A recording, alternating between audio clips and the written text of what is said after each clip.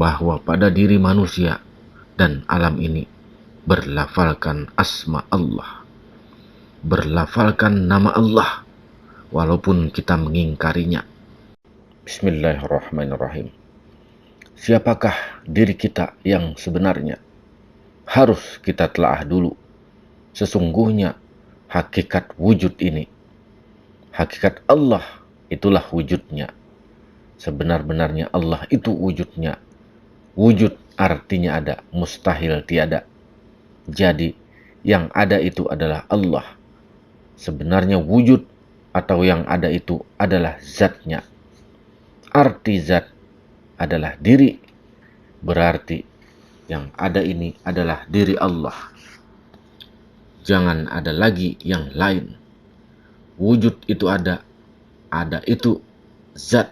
Zat itu adalah diri. Itulah Allah. Setiap kita mengazankan anak kita, kita mengucap 4 kali Allahu Akbar. Itu mengingatkan dirinya bahwa dia berasal dari 4 elemen atau 4 anasar, yaitu api, angin, air, dan tanah. Dan yang 4 ini adalah wujud nur. Nur itulah yang menjadi tanah. Nur itulah pula yang menjadi air.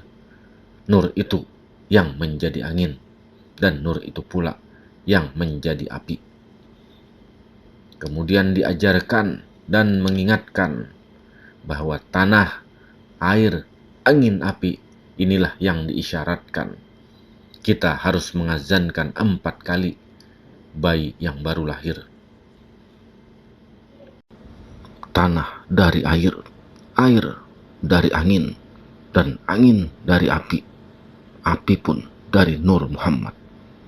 Kita rangkul semua, kita gabung semua, fana pada nur, tanah pada nur, air pada nur, angin pada nur, dan api pun pada nur.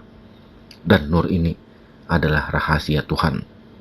Tuhan ini bernama Allah, dan elemen ini ada pada diri, yaitu tanah pada daging, air yaitu air liur, angin yaitu nafas kita, dan api yaitu darah kita. Semua elemen ini adalah nur, dan nur inilah rahasia Tuhan. Maka pertanyaannya, di manakah Tuhannya? Seorang ulama mutawalli Asy-Sya'rani mengatakan bahwa pada diri manusia dan alam ini berlafalkan asma Allah, berlafalkan nama Allah walaupun kita mengingkarinya. Semua berlafalkan Allah, tapi tidak harus bertulisan Allah, karena tanah, air, angin, api itu isyarat dari zat, sifat, asma, dan af'al. Zatnya menjadi api, sifatnya menjadi angin, asmanya menjadi air, dan af'alnya menjadi tanah. Zat, sifat, asma, af'al, kemudian 4 ini berkalimah Allah. Sekarang menjadi diri kita, berkalimah Allah semuanya. Pada kalimat Bismillah, di mana kita berada, di situ kita melihat Tuhan. Kita melihat Tuhan pada diri dan pada lainnya, mengenal akan keberadaan dirinya. Kemudian pada kalimat terakhir azan adalah La ilaha illallah. Tadi takbirnya 4, anasarnya atau elemennya, yaitu tanah, air, angin, dan api. Ujung kalimatnya adalah La ilaha illallah. Maknanya adalah semuanya ini diciptakan dari satu unsur. Penciptanya unsurnya nur, sedangkan nur adalah rahasia Tuhan. Berarti penciptanya adalah Allah. Jadi apabila ingin melihat Tuhan, maka lihatlah diri. Jika engkau ingin mengenal aku, kata Tuhan, kenali dulu dirimu. Kalau kamu sudah kenal dirimu, maka kamu akan kenal aku. Huruf ba pada Bismillah yaitu bada'un yang artinya bermula. Kemudian huruf shin pada bismillah, yaitu sirrun yang artinya rahasia. Jadi gabungannya artinya adalah bermula rahasia. Huruf mim pada bismillah, yaitu Muhammad.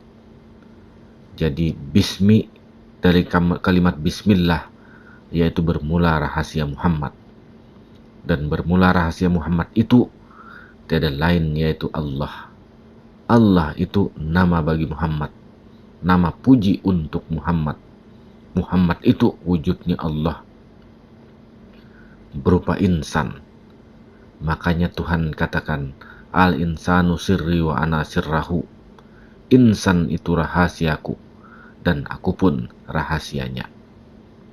Agar kita paham, jangan ada dua pandangan. Dua pandangan itu yaitu ada yang dicipta dan ada yang mencipta. Yang mencipta adalah Tuhan dan yang dicipta adalah makhluk. Kalau kita memahamkan ada dua, berarti Qul huwallahu ahad itu batal. La ilaha illallah wahdahu la syarah, wahdahu la syarikalah juga batal. Padahal Tuhan tiada sekutu, yang dikatakan Muhammad itu tiada lain yaitu yang bersifat 7 rupa ruh, yaitu kudrat, iradat, ilmu, hayat, sama, basar, dan kalam. Itulah Muhammad. Tidak ada berbentuk, tidak berupa, tidak berbau.